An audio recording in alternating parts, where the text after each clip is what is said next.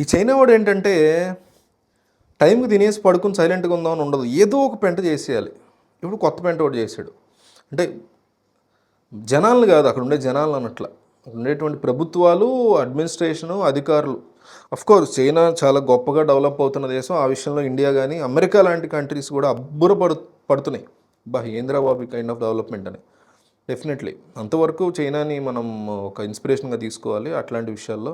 But ఏంటంటే ఈ virus, ఈ ఎలకలు, ఈ చేసేటువంటి పనికిమాలిన పనులు ఏంటంటే, ఇప్పుడు ఈబోలా వైరస్ ఉంది. ఏ వైరస్ అయినా కూడా, ఈబోలా అనండి, కోవిడ్ అనండి, ఏ వైరస్ అయినా కూడా ఎన్నో రకాల వైరస్లు ఉంటాయి. ఈ వైరస్లో మ్యూటేట్ అవుతుంటాయి. దాంట్లోంచి అది రూపాంతరం చెంది అయితే బాగా పవర్ఫుల్గా అవుతుంది, లేదా బాగా వీక్గా అవుతుంది.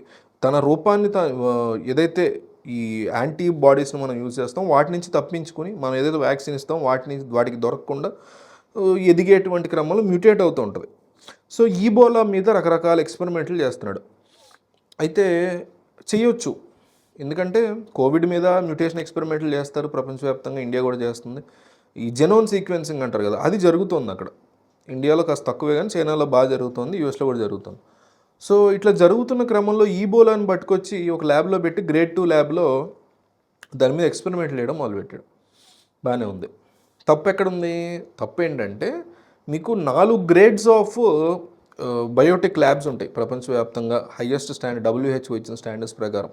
ఏంటంటే గ్రేడ్ 1 అంటే ఒక యావరేజ్ ల్యాబ్ లాంటిది, గ్రేడ్ 2 అంటే దీని మీద కాస్త ఓకే గుడ్ ల్యాబ్ రా ఇది అని, గ్రేడ్ 3 అంటే ఇక తోపు భయంకరమైనటువంటి మంచి ల్యాబ్, గ్రేడ్ 4 అయితే చాలా చాలా ప్రమాదకరమైనటువంటి వైరస్ని ఇక్కడ మాత్రమే మీరు జెనోమ్ సీక్వెన్సింగ్ చేస్తారా, మ్యుటేషన్ చేస్తారా, వంకాయ చేస్తారా మీ ఇష్టం, కానీ ఇక్కడే చేయాలి. ఎందుకంటే అల్టిమేట్ సెక్యూరిటీ ఉంటుంది, బయటికి స్ప్రెడ్ అవ్వదు. అప్పుడు చేసిన తప్పు ఇదే. వీళ్ళు కోవిడ్ టైంలో ఏం చేశారు, అక్కడ ఏదైతే ఆ మార్కెట్ ఉందో మార్కెట్ దగ్గర ఉన్నటువంటి ల్యాబ్ ద్వారా అది బయటికి లీక్ అయ్యేలా చేశారు. అది కూడా గ్రేడ్ 2 ల్యాబే. సో ఇప్పుడు జెనోమ్ సీక్వెన్సింగ్ చేస్తున్నప్పుడు, ఈ మ్యుటేషన్ జరుగుతున్నప్పుడు, ఈబోలా కావచ్చు, కోవిడ్ కావచ్చు, ఇంకా చిన్నది ఏదైనా వైరస్ కావచ్చు, అది ఎట్లా రూపాంతరం చెందుతుందనేది తెలియదు మనకి.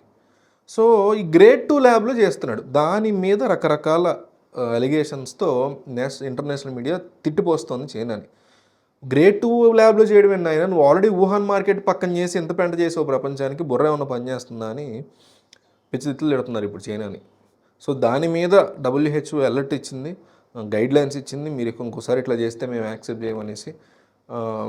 అంటే ప్రపంచాన్ని భయపెడదామని చేస్తున్నాడు చైనా వాడు, అంటే చైనా ప్రభుత్వం. లేకపోతే నిజంగానే ఏదో వదులుదాం ప్రపంచం మీదకి అనుకుంటున్నాడు, లేకపోతే నిజంగా లేదు జెన్యూన్గానే దీనికి ఒక ఈబోలాకు సొల్యూషన్ తీసుకొద్దాం, ఎంతోమంది ఆఫ్రికాలో చచ్చిపోతున్నారు అని అనుకుంటున్నాడు. మనకు తెలియదు. ఈబోలా స్ప్రెడ్ అవుతుంది, అది పెద్ద భయంకరమైన వ్యాధి ఏం కాదు, కానీ జంతువుల నుంచి మనుషులకు వస్తుంది అంటారు.